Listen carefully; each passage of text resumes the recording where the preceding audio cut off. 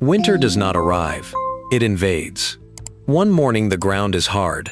The air bites through fabric like it has teeth, and everything you stored, or failed to store, decides whether your community survives the next 90 days or quietly disappears from history. That was not a metaphor for medieval Europeans or Native American communities. That was the actual calculation. Not poetry, not tradition. A precise, unforgiving arithmetic of calories versus time. Two civilizations. Two completely different answers to the same question. What will you eat when nothing grows? One built walls around fire and smoke to force the environment into submission. The other built nothing and somehow made the entire landscape do the work. Both systems were extraordinary. Both had trade-offs that shaped not just how people ate, but how they moved, where they settled, and how vulnerable they truly were. But there was one detail neither civilization ever wrote down. One principle so fundamental, they may have assumed it needed no explanation. And it may be the most critical survival lesson that history quietly forgot. This is Primal Echoes. We don't romanticize the past, we measure it. If you want survival history examined by function, not legend, you're in the right place. Before we talk about solutions, we need to understand the pressure. Because without feeling the weight of what these civilizations were actually up against, the solutions they built will never make complete sense. The real enemy was never the cold itself. Cold was actually useful. Cold slowed things down. Cold bought hours. The real enemy was time. And the one thing time never did, not once across all of human history, was wait. A freshly killed animal in October, left unprocessed at average autumn temperatures, would be completely lost to rot within 4 to 7 days. Not weeks, not months, days. 4 to 7 days was the entire window between abundance and nothing. And every hour inside that window, that passed without action, was an hour the biology of decay was already working silently, invisibly, and without mercy against everything the hunt had just produced. That pressure was not abstract. It was not a distant theoretical risk that careful planning could eliminate. It was immediate, physical, and it arrived at the single worst possible moment. Right after abundance, when the instinct was to rest, to celebrate, to breathe. This is the detail most people miss entirely when they think about ancient survival. The danger was not starvation in the obvious, dramatic sense. There was no slow fade into hunger that announced itself clearly enough to demand action. The real danger was the gap, the quiet, almost invisible gap between a moment of extraordinary surplus and a season of slow, silent collapse. Imagine an autumn hunt that brings in more meat than the entire community could eat in 2 weeks. For one brief, extraordinary moment, there is enough, more than enough. The work paid off, the season delivered, and then, within days, without rapid and deliberate intervention, that abundance begins to turn. The smell changes first, subtle, then unmistakable. Then the color shifts at the edges, then the texture, and then it becomes nothing, waste. A loss that cannot be recovered. 90 days later, that same community, the exact same people who stood over that surplus in October, who felt that rare and fleeting sense of security, are now rationing the last of their reserves deep in late January, calculating in silence whether what remains can carry them to the first thaw. Counting, recounting, hoping the math holds. Same people, same winter. Two completely different realities. Separated not by luck, not by circumstance, but entirely by what they chose to do in those first critical hours after the kill, before rest, before celebration, before anything else. Both civilizations understood this with absolute clarity. Both built structured, deliberate systems to close that gap before it could open into catastrophe. Both found answers that worked. But one of them found something the other never considered. A principle that operated beneath the level of technique, beneath the level of tools and methods and materials. And that difference changed everything about how they survived, and how long. Medieval Europe answered the pressure of winter with architecture. Not shelter for people, shelter for food. And the distinction matters more than it might seem, because building a structure specifically designed to preserve biological material across months of temperature fluctuation, without refrigeration, without modern chemistry, without any of the tools we now take for granted. That was not a simple undertaking.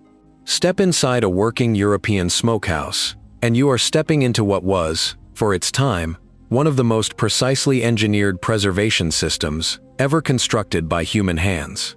The structure itself was typically timber or stone, low-ceilinged and deliberately compact, with gaps built into the walls not by accident or poor craftsmanship, but by careful, intentional design. Because airflow was not a comfort feature, not an afterthought. Airflow was the mechanism. It was the difference between meat that cured and meat that rotted in place. Too much heat and the surface of the cut cooked rather than dried, sealing in moisture that decay would eventually find. Too little circulation and humidity accumulated along the walls, in the corners, in the folds of hanging cuts, and moisture, anywhere it gathered unchecked, was where the process began to fail. The fuel choice was never left to convenience or availability. Hardwoods, oak, beech, were selected with intention because they burned slowly and produced stable, consistent smoke rather than the volatile, unpredictable bursts that softer woods generated. Resinous woods were rejected entirely, not out of preference, but out of understanding. They deposited compounds into the meat that introduced bitterness and, more critically, accelerated the exact biological process the smokehouse existed to prevent. Cuts were hung with deliberate spacing between them, never packed tightly against each other, because crowding created dead zones, pockets where smoke could not penetrate, where air could not move, where weakness could take hold quietly and spread before anyone noticed. A properly functioning smokehouse demanded constant human attention across the entire preservation period. Fires maintained at the precise temperature range. Vents adjusted as external weather shifted. Moisture levels read by hand and by instinct developed over years of practice. This was not a system you built and walked away from. It required presence. A single smokehouse of average size, managed correctly through the process, could preserve enough meat to carry 15 to 20 people through an entire winter. Measured against the technology of the era, that is a remarkable engineering achievement, a structure that extended the caloric future of an entire community by months. But here is what the history books consistently fail to emphasize: the detail that changes the entire meaning of what the smokehouse represented. That same structure, visible from a distance, permanent in its placement, filled with the community's complete winter survival, was also the first location an enemy identified when planning a raid. Architecture announces itself. It cannot be hidden. And what cannot be hidden can be targeted. The smokehouse represented everything a community had worked through autumn to secure. Concentrated and vulnerable inside four walls. One fire set deliberately. One coordinated raid. One structural failure from storm or neglect. And everything, every cut of meat, every salted fish, every carefully processed reserve, was gone in a single event. Now step out of that building entirely and into a system with no building at all. Because what comes next requires a completely different way of thinking about what preservation actually means. Many Native American communities solved the identical problem of winter survival without constructing a single permanent structure. And what they built instead was something fundamentally harder to destroy, harder to raid, and harder for an enemy to even locate: an invisible architecture. Drying racks were positioned not randomly or based on convenience, but with careful environmental precision, placed specifically where prevailing winds moved consistently and reliably, elevated above ground level to eliminate direct moisture contact and deny access to scavengers who would otherwise locate food by scent within hours. Meat was cut into thin strips with deliberate purpose, because surface area was not an aesthetic choice. It was a variable that directly controlled drying speed, and drying speed determined the length of the window in which decay could begin. Narrow that window aggressively, and you controlled the outcome. Leave it wide, and the biology worked against you, regardless of every other decision made correctly.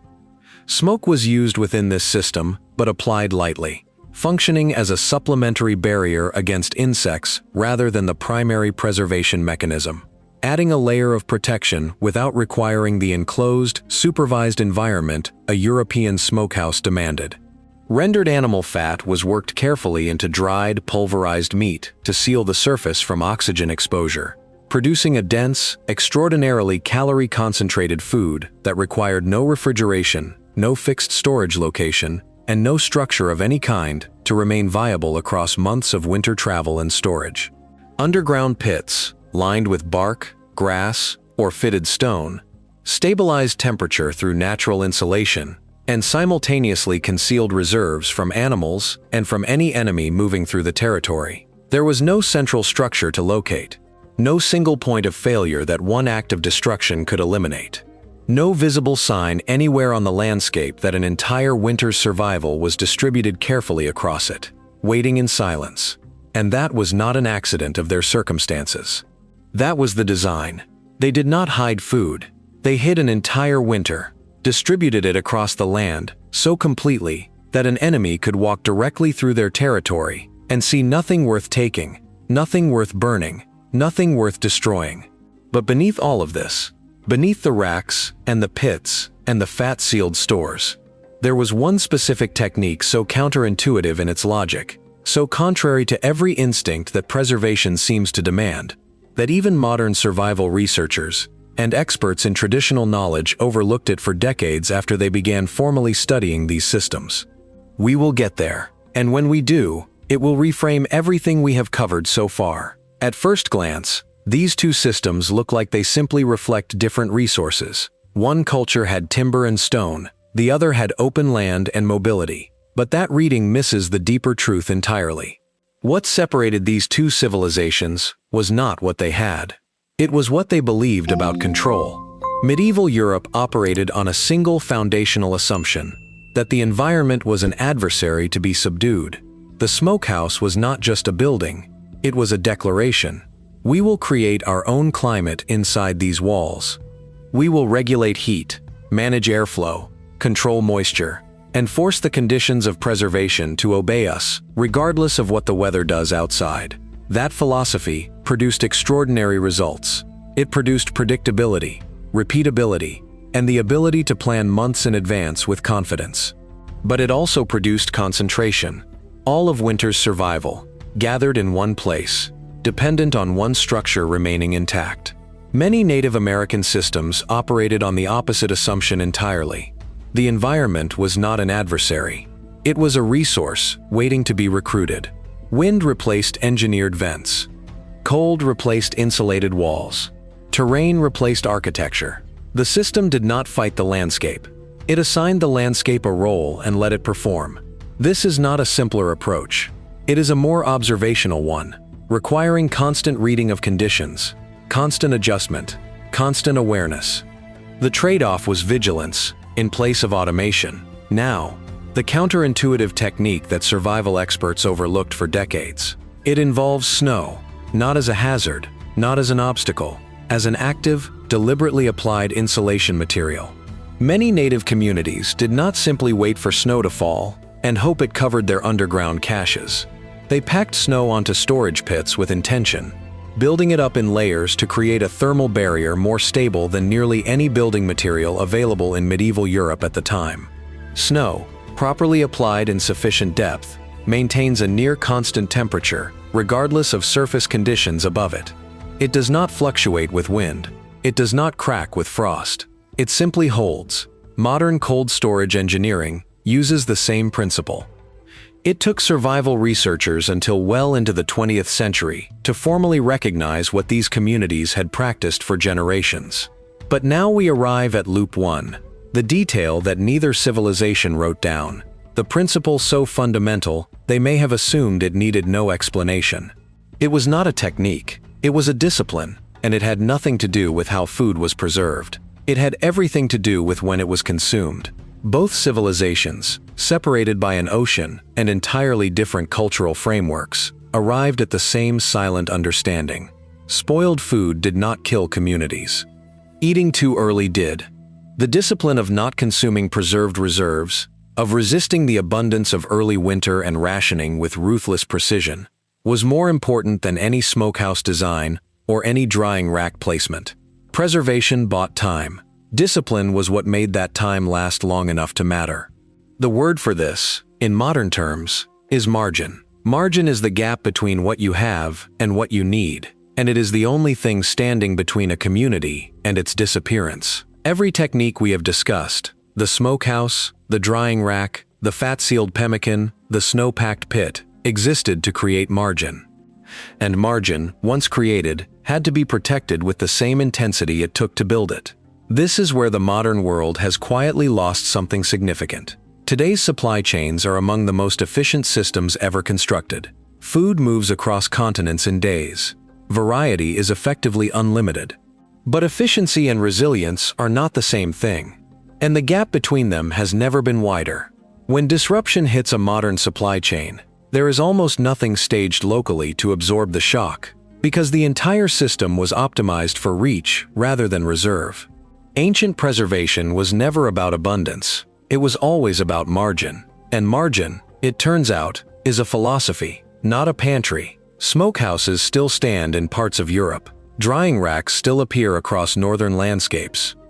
The techniques did not disappear. They simply became invisible, absorbed into industrial systems so large and so fast that most people no longer recognize the logic that originally built them. But the logic is what matters. The methods were always just expressions of a deeper principle, and that principle has never stopped being true. Food security is risk management stretched across time. It is the deliberate act of pulling future survival into the present, of converting abundance, when it exists, into margin, before the moment arrives when abundance is no longer available.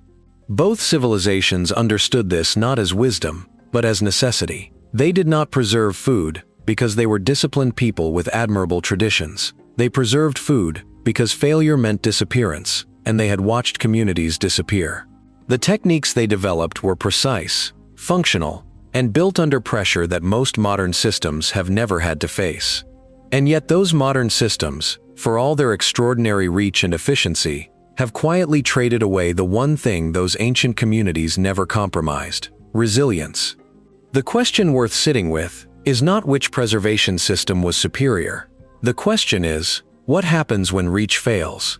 When the supply chain stretches too far, moves too fast, and stages nothing locally, what remains? Winter has not changed. It still does not negotiate. What changed is how far most people now stand from the work of building margin before they need it. If you found this examination useful, not comfortable, not entertaining, but genuinely useful, then you already understand what Primal Echoes is built for. We don't retell history. We excavate it for the reasoning that still applies. Subscribe if that is the history you want. Next episode, the Vikings didn't just survive winter, they engineered it. And what they built will change how you think about shelter, heat, and the line between endurance and collapse.